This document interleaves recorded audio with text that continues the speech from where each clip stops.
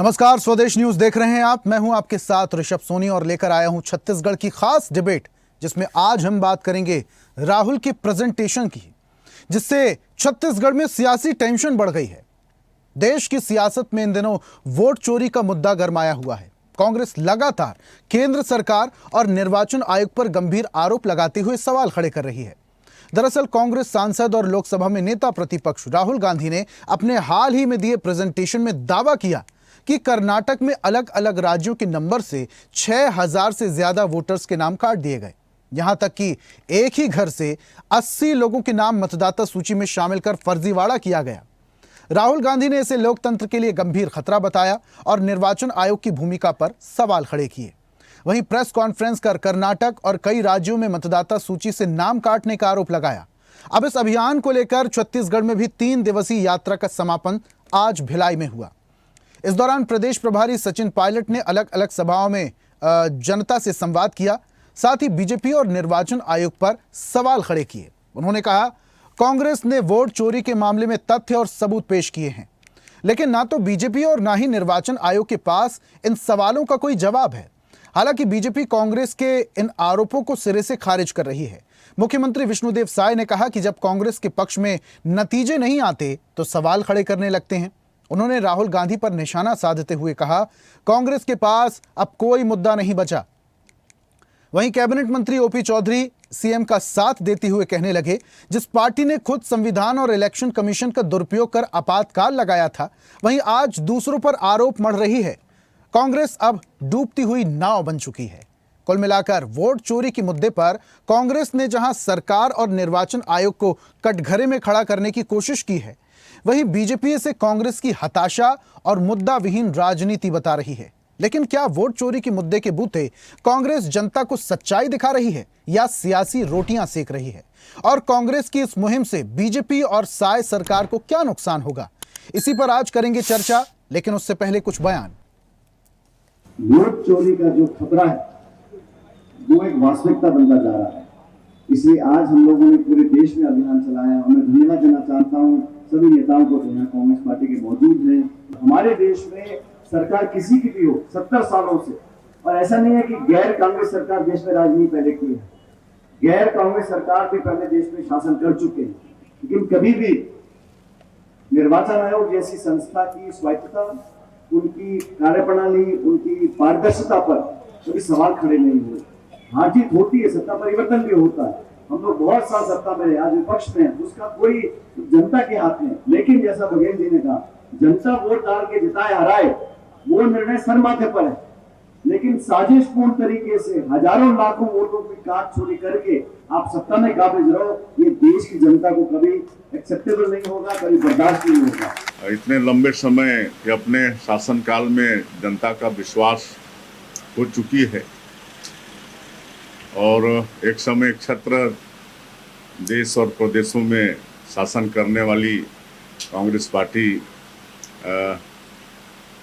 जनता का विश्वास हो चुकी है और आज वो सीमित हो गए हैं और उनके पास कोई मुद्दा है नहीं, मुद्दा विहीन हो गए हैं। इस तरह से लगातार जब उनके पक्ष में कुछ अच्छा होता है तो कोई प्रश्न खड़ा नहीं करते हैं, लेकिन जब उनके पक्ष में अच्छा नहीं होता है तो ईवीएम में भी प्रश्न खड़ा करते हैं और मतदाता सूची में भी प्रश्न खड़ा करते हैं। ये उनकी मतलब संस्कृति है। संविधान का दुरुपयोग करते हुए आपातकाल लगाया। इन्होंने लगभग सेंचुरी मारी 356 के तहत चुनी हुई सरकारों को गिराने की। इस तरह के संविधान का दुरुपयोग करने वाले, इलेक्शन सिस्टम का दुरुपयोग करने वाले ऐसे लोग आज भारतीय जनता पार्टी पर, नरेंद्र मोदी जी पर अनर्गल आरोप लगाते हैं। उनकी लोकप्रियता देश में और दुनिया में लगातार बढ़ती जा रही है और कांग्रेस एक डूबती नाव बन चुकी है और इसी कारण से ये अनर्गल आरोप लगाकर जनता को भरमाने की नाकाम कोशिश करते हैं। तो राहुल गांधी के प्रेजेंटेशन से छत्तीसगढ़ में अब सियासी टेंशन बढ़ चुकी है। विपक्ष का आरोप है कि इसी तरीके से वोट चोरी किए गए और अब वोटर्स के नाम भी डिलीट किए गए। अलग अलग राज्यों से करीब 6000 वोटर्स के नाम डिलीट किए गए। यह आंकड़ा बढ़ भी सकता है। अब इन आरोपों को सत्ता पक्ष ने सिरे से खारिज कर दिया है। इस पर आज हम बहस करेंगे, चर्चा करेंगे। कुछ मेहमान हमारे साथ जुड़ रहे हैं। बीजेपी का पक्ष रखने के लिए वात्सल्य मूर्ति हमारे साथ हैं। वात्सल्य जी, बहुत स्वागत आपका। और कांग्रेस की तरफ से हमारे साथ अभिमन्यु मिश्रा जी हैं। अभिमन्यु जी, बहुत स्वागत आपका। और सबसे पहले शुरुआत अभिमन्यु जी मैं आपसे ही करता हूं चर्चा की। राहुल गांधी प्रेजेंटेशन देते हैं, कुछ लोगों को भी स्टेज पर बुला लेते हैं कि इन लोगों के नाम वोटर लिस्ट से डिलीट किए गए। एक उदाहरण भी देते हैं, एक आंकड़ा भी देते हैं कि 6000 वोटर्स के नाम जो है वो डिलीट किए गए और ये आंकड़ा ज्यादा भी हो सकता है। इसके पीछे कोई तर्क है, कोई तथ्य है? जी, आपको नमस्कार, आप सभी को। जी, मैं ये कह रहा था कि इसमें एक बात और मैं जोड़ना चाहूंगा जो कि आज राहुल गांधी जी ने अपने प्रेस कॉन्फ्रेंस में बताई कि वो सारे जो डिलीटेड नाम थे, वो डिलीट करने वाली जो लॉगिन आईडी थी जिनके नाम पर और जिन मतदाताओं के नाम पर लॉगिन किया गया, ओटीपी आया होगा उनके नंबर पे, वो भी वहां उस स्टेज में थे। एक का वीडियो भी दिखाया, एक को स्टेज में भी बुलाया। उन्होंने कहा कि हमने ऐसा कुछ नहीं किया है, ना हमारे ओर से कोई मैसेज किया गया, ना हमारे ओर से कोई कॉल किया गया, और हमें तो आता भी नहीं है कि ये सब कुछ कैसे किया जाता है। उसके बाद और दूसरी चीज ये कि उसमें से एक थे नागराज जी, जो सुबह 4 बजे उन्होंने 36 सेकंड के भीतर 2 आवेदन कर दिए। अब ये क्या स्पीड है, आप मुझे बताइए। 2 आवेदन उन्होंने 36 सेकंड के भीतर, उनको याद है कि सुबह 4 बजे उठ के मेरे को। लेकिन अभिमन्यु जी, क्या ये आसान है? क्या एक्सेसिबिलिटी होती है? हम तो प्रूफ दे रहे हैं ना, हम तो फैक्ट दिखा रहे हैं आपको किसके नाम से डिलीट किया गया, और ये सारा डेटा इलेक्शन कमीशन का ही दिया हुआ है जो हम दिखा रहे हैं। आप इलेक्शन कमीशन हमें झूठला दे कि ये सारे डेटा दिखा रही कांग्रेस पार्टी, ये झूठ है, तो उसमें ये सीधे सीधे दिखाया जा रहा है कि देखिए, यहाँ 2 बात है अभिमन्यु जी। जिन्होंने डिलीट किया उन्हें भी नहीं पता था, और जिन्होंने डिलीट किया उन्हें भी नहीं पता था, और जिनका डिलीट किया गया उन्हें भी नहीं पता था। आप ओटीपी की बात कर रहे हैं। आप जिनका वोटर लिस्ट से नाम डिलीट किया जा रहा होगा उनके पास ओटीपी गया होगा। बिना ओटीपी के तो ये प्रोसेस हो भी नहीं सकती। तो क्या ओटीपी उन लोगों ने बताया? जिनका डिलीट किया जा रहा था उनको भी कोई जानकारी नहीं थी। मैं बता रहा हूँ, एक जो मुद्दा उठाया वो तो मेरे जिस ब्लॉक में मैं रहता हूँ उस ब्लॉक का मामला है। हमारे ब्लॉक कांग्रेस कमेटी के अध्यक्ष आसिफ अली जी ने ये मामला पहले उठाया था, इस मामले को लगाया भी था, शिकायत भी लगाई थी इसकी, और राहुल गांधी जी ने बताया असल में क्या है, कुछ नाम काटे गए। उसमें से एक नाम ऐसा दिखा कि ये तो भारतीय जनता पार्टी का वोटर है। तो उन्होंने, उनके बीएलओ ने वहां पर अधिकारियों के ऊपर दबाव बना करके कि नहीं, इसका नाम जोड़ा जाए, और जुड़वा करके तत्काल में उनसे मतदान कराया। तो वो बात का भी जो हमने उस समय मुद्दा उठाया था, ये बात भी आज राहुल गांधी जी ने इस बात को रखा। और इसके साथ साथ जो मामले आए, अभिमन्यु जी, ये बड़ा गंभीर विषय है। अभिमन्यु जी, देखिए, ये बड़ा गंभीर विषय है। हमारे दर्शकों को ये जानकारी देना बहुत ज्यादा जरूरी है कि इसकी प्रोसेस क्या होती है। जरा इसकी प्रोसेस बताइए, ताकि अगर ऐसा उनके साथ भी हो रहा हो तो ना हो। जरा इसकी प्रोसेस बताइए, किस तरीके से ऑपरेट किया जाता है, किस तरीके से वोटर लिस्ट से नाम डिलीट कर दिया जाता है, जरा बताइए। देखिए, बहुत ही क्लियर कट तरीके से प्रेस कॉन्फ्रेंस के माध्यम से ये राहुल गांधी जी ने बताया आज पूरे देश की जनता को, मीडिया के माध्यम से।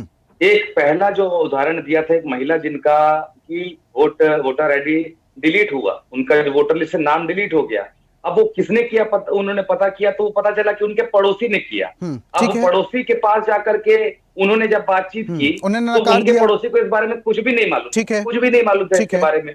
और ऐसा कई जगहों में हुआ जो मैंने बताया, उदाहरण के लिए कि 24 सेकंड में 2-3 फॉर्म भर लिए गए, 36 सेकंड में 2 फॉर्म भर लिए गए, सुबह 4 बजे भरे गए, अचानक से 4 बजे उठकर उसने 2 नाम डिलीट किए, फिर वो उसके बाद सो गया। तो ये सारी चीजें असल में ये फर्जीवाड़ा कर कौन रहा है, ये बड़ी चीज है। अगर इलेक्शन कमिशन की वेबसाइट पे इस प्रकार की चीजें हो रही हैं, किसी और के नाम से किसी की जो है नाम डिलीट किए जा रहे हैं, तो ये बहुत आपत्तिजनक बात है। और अगर हमने एक राष्ट्रीय पार्टी है, अगर कोई भी नाम डिलीट कर रहा है, अभिमन्यु जी, अगर कोई भी नाम डिलीट कर रहा है, तो क्या इतना आसान है निर्वाचन आयोग की वेबसाइट को हैक करना या एक्सेस लेना? इतना आसान है? ये सवाल तो इलेक्शन कमीशन से आपको करना चाहिए। नहीं, मैं आपसे समझना चाह रहा हूँ। देखिए, इतना आसान नहीं है। सरकारी वेबसाइट का एक्सेस पाना इतना आसान नहीं है भाई साहब। वो सॉफ्टवेयर की बात कर रहे थे राहुल गांधी जी, हैकर्स की बात कर रहे थे, हैकिंग की बात कर रहे थे राहुल गांधी जी। 6000, और वो बोल रहे हैं कि ये आंकड़ा और भी बड़ा हो सकता है। तो क्या इतना आसान है वेबसाइट को हैक करना या एक्सेस पाना? हो तो रहा है, आपको दिख रहा है, हमने उदाहरण सहित बताया है। क्या इतना आसान है? ये इलेक्शन कमीशन बताएगा उनकी साइट को हैक करना? नहीं, लेकिन पूरी प्रोसेस नहीं बताएगी। कैसे बताएगी? पूरी प्रोसेस नहीं बताई कि किस हमने- तरीके से एक्सेस लिया जाता है, किस तरीके से वेबसाइट में एंटर किया जाता है, उसकी क्या प्रोसेस होती है। ठीक है, वात्सल्य जी का मैं रुक कर लेता हूं, आता हूं ऐसा अभिमन्यु जी। प्रोसेस बताएंगे जिन्होंने वो बनवाया है वो वेबसाइट। ठीक है, आपके पास आता हूं वापस से। वात्सल्य जी, पूरी बात आप अभिमन्यु जी की सुन रहे थे, बता रहे हैं राहुल गांधी ने तो सबूत पेश कर दिए, आप लोग फिर भी मानने को तैयार नहीं है। बड़े आरोप लग रहे हैं, निर्वाचन आयोग आपका पूरा साथ दे रहा है वोट चोरी करने में और वोटर्स का लिस्ट से नाम गायब करने में। शायद ऋषभ जी, शायद अभिमन्यु जी अपडेटेड नहीं है। राहुल जी ने जितने भी आरोप लगाए पॉइंट दर पॉइंट इलेक्शन कमीशन ने उसका जवाब भी दे दिया है अभी थोड़ी देर पहले। बिल्कुल बिल्कुल। जो जिन तीन लोगों को राहुल जी ने बहुत कॉन्फिडेंटली मंच पर बुलाया था, अभिमन्यु जी ने भी वो बात कही कि ये तीन लोगों के नाम कट चुके हैं, जिसमें से एक महिला का नाम मुझे याद है क्योंकि मैं भी राहुल गांधी की पूरी पीसी देखकर ही आ रहा हूं। एक महिला का नाम था शायद बबीता चौधरी या बबीता चौहान। ये तीनों के नाम आज भी निर्वाचन आयोग की सूची में हैं, कभी काटे ही नहीं गए। पर राहुल जी के शब्द थे, जो मैं रिपीट कर रहा हूं, उनके शब्द थे कि इन तीनों के नाम कट चुके हैं। लेकिन निर्वाचन आयोग की सूची में निर्वाचन आयोग का जवाब है कि उनके नाम अभी भी सूची में है, कभी काटे ही नहीं गए। पहला तो वोट देने क्यों नहीं दिया गया उनको? जी अभिमन्यु जी, रिक्वेस्ट है, मैं बिल्कुल शांत था आपके पारी में। दूसरा, अभिमन्यु जी आपको जी दूसरा, आपने अभिमन्यु जी से पूछा कि प्रोसेस क्या होता है। अभिमन्यु जी आपको बता नहीं पाए, प्रोसेस मैं आपको बताता हूं। अगर मुझे किसी का भी नाम कटवाना है, गजब, सुनते हैं ना अभिमन्यु जी सुनते हैं ऋषभ जी, सुनते हैं अच्छा, आप ऋषभ जी मुझे बहुत टोके बीच में, और आप मुझे बोल रहे हैं सुनते नहीं, हैं। अभी तो आपको टोका ही नहीं सर, आपको बीच में टोका ही नहीं। पूरी बात सुनते हैं ना वात्सल्य जी, प्रोसेस बता रहे हैं। देखिए वात्सल्य जी प्रोसेस अब बता रहे हैं, ध्यान से सुनते हैं, वो तो दर्शकों को भी सुनना चाहिए ना। चोरी किए वोट तो प्रोसेस तो यही बताएंगे। वात्सल्य जी प्रोसेस बताइए। मैं बता रहा हूं। देखिए, अगर मुझे मेरे पड़ोसी का नाम कटवाना है तो एक फॉर्म 8 आता है, वो मुझे भरना पड़ेगा। उसमें मुझे रीजन भी लिखना पड़ेगा कि क्या मेरे पड़ोसी की डेथ हो गई है, या उनका एड्रेस चेंज हो गया है, या वो कहीं स्थानांतरित हो गए हैं, और एक पड़ोसी आज आजू बाजू वाले का एक परिचय पत्र भी लगाना पड़ेगा। ये आप ऑनलाइन भी अप्लाई कर सकते हैं, राहुल गांधी जी ने सही कहा, लेकिन सारा पावर जो है बीएलओ के हाथ में होता है। बीएलओ आएगा, वेरिफिकेशन करेगा, उसके बाद ही डिलीशन होगा, एडिशन होगा, जो भी चीजें होती है वो सारी चीजें उसके बाद ही होंगी। अब मैं पहली बात में आता हूं। राहुल गांधी जी ने 3 लोगों को लेकर आया और उन्होंने बताया कि इनके नाम काट दिए गए हैं, और इनके पड़ोसी को भी लेकर आया। उन्होंने कहा कि इनके पड़ोसी को पता ही नहीं है। इलेक्शन कमीशन ने जवाब दे दिया, भाई आप तीनों ही के नाम यहां पर हैं। दूसरा सवाल देखिए, 25 साल जिस कॉन्स्टिट्यूएंसी, मैं नाम भूल रहा हूं उस कॉन्स्टिट्यूएंसी का, जिस कॉन्स्टिट्यूएंसी की राहुल गांधी जी बात कर रहे थे, कर्नाटका की जिस कॉन्स्टिट्यूएंसी, उस कॉन्स्टिट्यूएंसी में कांग्रेस जो है 25 साल से कभी जीती ही नहीं थी। वो कांग्रेस का स्ट्रॉन्ग होल्ड 25 साल से कभी था ही नहीं। लगातार दूसरी पार्टियां जीत रही थी। 2018 में भारतीय जनता पार्टी वहां पर जीती थी, और अचानक 2023 में इतनी बड़े पैमाने पे भारतीय जनता पार्टी वोट चोरी करती है, मगर जीतता कौन है? कांग्रेस का प्रत्याशी जीत जाता है, बल्कि बहुत बड़े मार्जिन से जीतता है। तो भाई ऐसा जादू कैसे हो गया कि भारतीय जनता पार्टी एक सॉफ्टवेयर ले आई, इतने सारे नंबर ले आई, 36 सेकंड में 2 लोगों का नाम भी कटवा रही है, और जिनका नाम कटवा रही है उनका नाम मैं बताना चाहूंगा। वो तो कह रहे हैं कि 6000 से आंकड़ा और ज्यादा भी हो सकता है, ज्यादा भी हो सकता है। अभी तो 6000 का खुलासा हुआ है। कहा। अब मैं आपको असलियत बताता हूं। यहां पर अब मैं आपको असलियत बताता हूं। कई बार ऐसा होता है कि कुछ मिसक्रिएंट्स होते हैं, कुछ एंटी सोशल एलिमेंट्स होते हैं, वो कुछ लोगों का नाम कटवाने की कोशिश करते हैं। तो हो सकता है जो एफआईआर में कहा गया है, वो ये कहा गया है कि इन लोगों का नाम कटवाने की कोशिश की गई है, नाम कटा नहीं है। एफआईआर इस बात पर हुई थी कि नाम काटने की कोशिश की गई है इस नंबर से, इस व्यक्ति द्वारा, मगर किसी का भी नाम कटा नहीं गया है, क्योंकि जो प्रोसेस है ना इलेक्शन कमीशन का, वो इतना आसान भी नहीं है क्योंकि इतने आसानी से नाम काट लेगा। एफआईआर इस पर हुई है, जांच सीआईडी आज तक कंप्लीट नहीं कर पाई है। किसी का भी नाम काटा नहीं गया है। जो जिंदा है, जो वहां रह रहा है, मैं दावा करता हूं कुछ समय बाद राहुल गांधी जी को फिर 5वीं बार माफी मांगनी पड़ेगी इलेक्शन कमीशन से। तो क्या नोटिस भी पहुंच सकता है राहुल गांधी को? देखिए, प्रोसेस अगर आप किसी पर भी इल्जाम लगाते हैं, अगर मान लीजिए मैं अभिमन्यु जी का नाम लगाकर अभिमन्यु जी पर इल्जाम लगाता हूं, तो मुझे एक एफिडेविट देना पड़ेगा। ये लीगल प्रोसेस है। पर राहुल गांधी जी सारी चीजें कर रहे हैं, वो खुद जानते हैं अगर वो एफिडेविट दे देंगे तो वो फंस जाएंगे, डायरेक्ट फंस जाएंगे और बहुत बड़ी मुश्किल में फंस जाएंगे। तो राहुल गांधी जी भी केजरीवाल जी का फॉर्मूला अपना रहे हैं, हिट एंड रन। एफिडेविट मत दो, क्योंकि एफिडेविट देंगे तो वो फंस जाएंगे डायरेक्ट, खुद अपने पैर पे कुल्हाड़ी मार लेंगे। तो ये प्रोसेस होता है और कुछ नहीं। और मैं आपको कह रहा हूं, आप कुछ दिन रुक जाइए, इलेक्शन कमीशन का जवाब ऑलरेडी आ गया है, अभिमन्यु जी आप पढ़ लीजिएगा। कुछ दिन रुक जाइए, राहुल जी ने 4 बार माफी मांगी है, 5वीं बार भी हो सकता है उन्हें। अच्छा, राहुल गांधी भी और अभिमन्यु जी भी कह रहे थे कि हैक किया गया था। हैक करना वेबसाइट को इतना आसान है साहब? हो सकता है, मैं तो ये नहीं कह रहा हूं, पर क्या हैक करने के बाद वोटर के नाम डिलीट हो गए हैं क्या? भाई मैं तो आपको कह रहा हूं, इलेक्शन कमीशन ने कहा है कि वो जो लेडी है, जो महिला है, वो आज भी वोटर लिस्ट में है। उनका हो सकता है नाम डिलीट करने की कोशिश की गई हो, पर नाम उनका डिलीट नहीं हुआ है, क्योंकि प्रोसेस बहुत स्ट्रांग है। वोट डालने क्यों नहीं दिया गया? देखिए, अब मैं वोट डालने क्यों नहीं दिया गया, देखिए कांग्रेस वहां पे पहली बार 25 साल बाद इतने बड़े मार्जिन से जीती है, तो आरोप तो मैं भी लगा सकता हूं, क्योंकि मेरे पास कोई सबूत नहीं है, इसलिए मैं नहीं बता पाऊंगा कि वोट डालने क्यों नहीं दिया गया। मगर हो सकता है भाई वो भारतीय जनता पार्टी की वोटर हो, इसलिए वोट डालने नहीं दिया गया, क्योंकि हम तो हारे थे वहां पर। ठीक है अभिमन्यु जी, जो 3 लोग थे जिन्हें वोट डालने नहीं दिया गया, अभिमन्यु जी 3 लोग जो थे जिन्हें वोट डालने नहीं दिया गया, सरकार तो आपकी बनी, अब सरकार आपकी बनी, और जिन लोगों को, और जैसे एग्जाम्पल दिया जा रहा है कितने सारे लोगों को वोट डालने नहीं दिया गया, हो सकता है वो बीजेपी को वोट डालने वाले थे, आपकी सरकार ही ना बनती। अभिमन्यु जी, वही मैं कह रहा हूँ, बीजेपी को वोट डालने वाले थे, लेकिन कांग्रेस के मंच पे खड़े होकर जो है बीजेपी पे आरोप लगा रहे हैं, गजब की बात करते हैं। चलिए ठीक है, कोर्ट कब जा रहे हैं? मुझे तो समझ में नहीं आता। अभिमन्यु जी, कोर्ट कब जा रहे हैं? बात सुनिए, पूरी बात सुनिए। देखिए ऋषभ जी, आप मुझे बहुत टोकते हैं। अरे मैं कहां टोकता हूं साहब? अभिमन्यु जी, अभी तो शुरू किया है मैंने, मैं आपके पास अभी आया हूं साहब। पूरी डिबेट को आप उठाकर देख लीजिए। नहीं, ये गलत बोल रहे हैं आप, ये गलत बोल रहे हैं आप। 6 से 8 बार टोका है पिछले वक्तव्य में। नहीं, सवाल तो मैं पूछूंगा ही ना साहब, मैं सवाल तो पूछूंगा ही। पूछिए बीच में, मैं सवाल ही तो, अरे जब वो बोल रहे हैं और उनसे भी सवाल पूछ रहा हूं मैं, ये कंपेयर कर रहे हैं आप। अभिमन्यु जी, अब मैं सीधा सवाल पूछता हूं, कोर्ट कब जा रहे हैं? मुझे बोलने देंगे या आपने? अरे आपको बोलने के लिए बुलाया है साहब, आपको बोलने के लिए बुलाया है, बोलिए ना। मैं लेकिन सवाल तो पूछूंगा ही ना। तो आप फिर कुछ नहीं, आप नहीं, ये गलत बोल रहे हैं आप, आरोप भी गलत लगा रहे हैं। मैं तो आपको बोलने के लिए बुलाया हूं, बोलिए। मेरी बात सुनिए। जो फॉर्म भरने की प्रक्रिया वात्सल्य जी बता रहे थे, जिनका आप बड़ी वाहवाह कर रहे थे, वो फॉर्म 36 सेकंड में क्या 3 फॉर्म भरे जा सकते हैं क्या? आप पूछ के बताइए उनसे।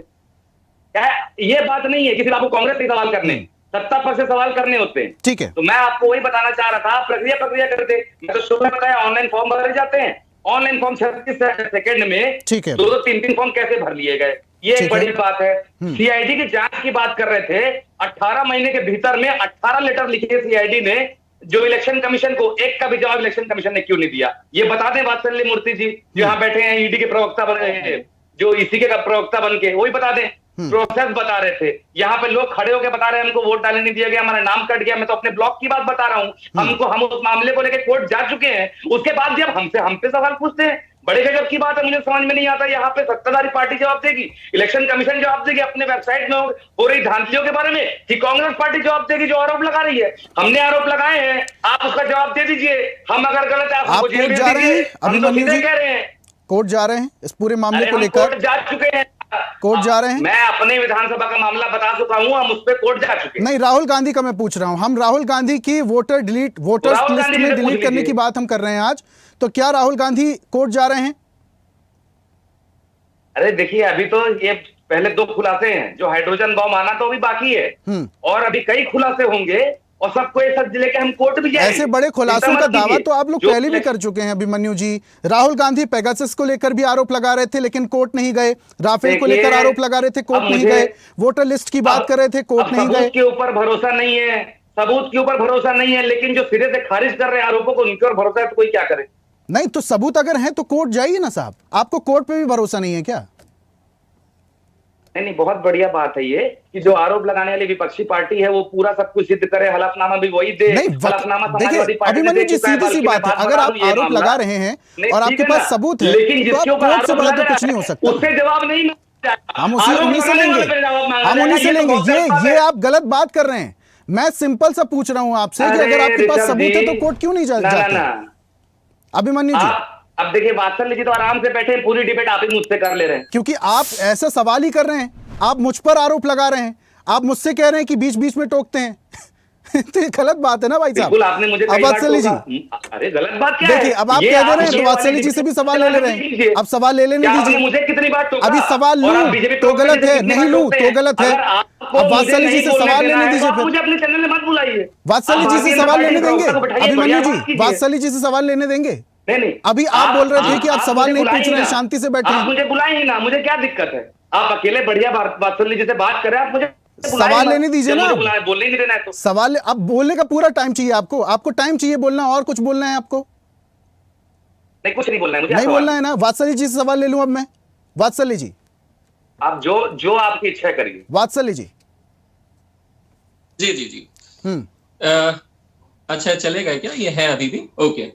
देखिए ऋषभ जी, राहुल गांधी जी ने अपने पावर पॉइंट प्रेजेंटेशन में एक बहुत बड़ी स्क्रीन में दिखाया था कि किस तरीके से जो नाम है, एक सेकेंड, मुझे कोई कॉल है, जो वोटरों के नाम है, जो फर्जी वोटरों के नाम है, वो भारतीय जनता पार्टी क्या लिखवा रही है। एक वोटर का नाम था, उन्होंने स्क्रीन में दिखाया था, वोटर का नाम था यो यो यो यो यो, उसका एड्रेस था याकू याकू याकू याकू याकू। अब देखिए, वोट प्रक्रिया में क्या होता है, कांग्रेस का भी जो एक कार्यकर्ता है और भारतीय जनता का भी कार्यकर्ता है, जहां पर जिस बूथ में वोट डलता है वहां पर बैठा हुआ होता है, और जो सरकारी कर्मचारी है वो बकायदा वोटर का नाम बुलाता है, और दोनों जो कांग्रेस और बीजेपी के कार्यकर्ता है वो उस नाम को टिक करते हैं। अब आप इमेजिन करिए, अगर भारतीय जनता पार्टी ने किसी फर्जी वोटर का नाम यो यो यो यो यो लिखा रहता, तो वो जो सरकारी कर्मचारी है वो क्या बुलाता? हाँ, ये यो यो यो यो यो आ गए हैं वोट डालने, आप लोग टिक कर लीजिए। तो कांग्रेस का जो कार्यकर्ता है वो क्या सो रहा था क्या जब यो यो यो यो यो यो ने, मतलब राहुल गांधी जी ने पीपीटी भी कैसा बनाया, मुझे तो मतलब एकदम ही हास्यास्पद है। भाई, अगर हमको नाम जुड़वाना ही रहता तो मैं ऋषभ जी बकायदा पूरा नाम लिखता, वात्सल्य मूर्ति पूरा लिखता, मैं किसी प्रत्याशी, किसी वोटर का नाम यो यो यो यो यो क्यों लिख देता? पहली मतलब उनके पीपीटी में तो थी। दूसरी बहुत ही लॉजिकल सी चीज है, पहला जो एफआईआर हुआ वो फरवरी 2023 में हुआ, पहला एफआईआर राहुल गांधी जी के मुताबिक। उस समय सरकार किसकी थी? कर्नाटक में भारतीय जनता पार्टी की। वहां पर विधायक, उस कॉन्स्टिट्यूएंसी के विधायक कौन थे? भारतीय जनता पार्टी। पर ठीक है, फिर भी एफआईआर हुआ, हो सकता है भारतीय जनता पार्टी के किसी कार्यकर्ता ने करवाया होगा, मुझे उसका नॉलेज नहीं है, क्योंकि हमारा विधायक था, हमारा चीफ मिनिस्टर था, कांग्रेस की सरकार। लेकिन ये जो आरोप लगा रहे राहुल गांधी, इसकी जांच भी तो हो जाना चाहिए, ताकि दूध का दूध और पानी का पानी हो जाए। मैं जवाब दे रहा हूं। सीआईडी ने 18 लेटर लिखे और चुनाव आयोग का रिप्लाई भी आ गया है कि जितने भी नंबर आपको मिले हैं, जिस कंप्लेनेंट ने फॉर्म 8 भरा है, उसका नाम, डिटेल, सारी चीजें चुनाव आयोग ने ऑलरेडी उनको दे दी है, सारी चीजें। अब वो वोटर डिलीट ही नहीं हुए हैं। हो सकता है, मेरे मुताबिक, चुनाव आयोग के मुताबिक नहीं, मेरे मुताबिक जरूर ऐसा हो सकता है कि वोटरों को डिलीट करने का ट्राई किया गया होगा, लेकिन हमारा जो सिस्टम है वो इतना स्ट्रांग है ऋषभ जी, कोशिश की गई है, लेकिन डिलीट नहीं हुए हैं होगी, क्योंकि राहुल गांधी जी ने भी यही कहा कि इतने लोगों का कोशिश किया गया था, उनकी भाषा भी यही थी। वही मैं भी कह रहा हूं, जरूर हो सकता है कोशिश की गई होगी, ये मेरा पर्सनल मानना है। लेकिन जो कोशिश कर रहे हैं वो लोग कौन होंगे, ये बड़ा सवाल है। जो पकड़ में आ गई, वात्सल्य जी, जो पकड़ में आ गई, यहां तक राहुल गांधी जी सही है जी। वात्सल्य जी, लेकिन जो कोशिश कर रहे हैं वो लोग कौन थे? क्या किसी के कहने पर वो लोग कोशिश कर रहे थे? इसकी भी जांच हो जानी चाहिए, क्योंकि अगर ये कर्नाटक में हो रहा है तो देश के और भी हिस्सों में हो सकता है, और इसका आने वाले चुनाव में असर भी हो सकता है। बहुत शुक्रिया वात्सल्य जी हमारे साथ जुड़ने के लिए। अभिमन्यु जी, आपका भी बहुत बहुत शुक्रिया हमारे साथ जुड़ने के लिए, चर्चा में शामिल होने के लिए। और आज हम बात कर रहे थे राहुल की प्रेजेंटेशन की, जिससे छत्तीसगढ़ में सियासी टेंशन हाई हो चुकी है। अब सियासत तो हाई हो ही रही है, लेकिन इसको लेकर आने वाले वक्त में छत्तीसगढ़ में जनता में, राजनीति में क्या असर पड़ने वाला है, ये वक्त बताएगा। आज की खास पेशकश में फिलहाल इतना ही। देखते रहिए स्वदेश न्यूज, सबसे पहले देश। और ऐसी ही ताजा खबरों के लिए लाइक, फॉलो और यूट्यूब पर सब्सक्राइब कर बेल आइकन जरूर दबाइए और हर अपडेट के लिए विजिट कीजिए स्वदेशलाइव.com।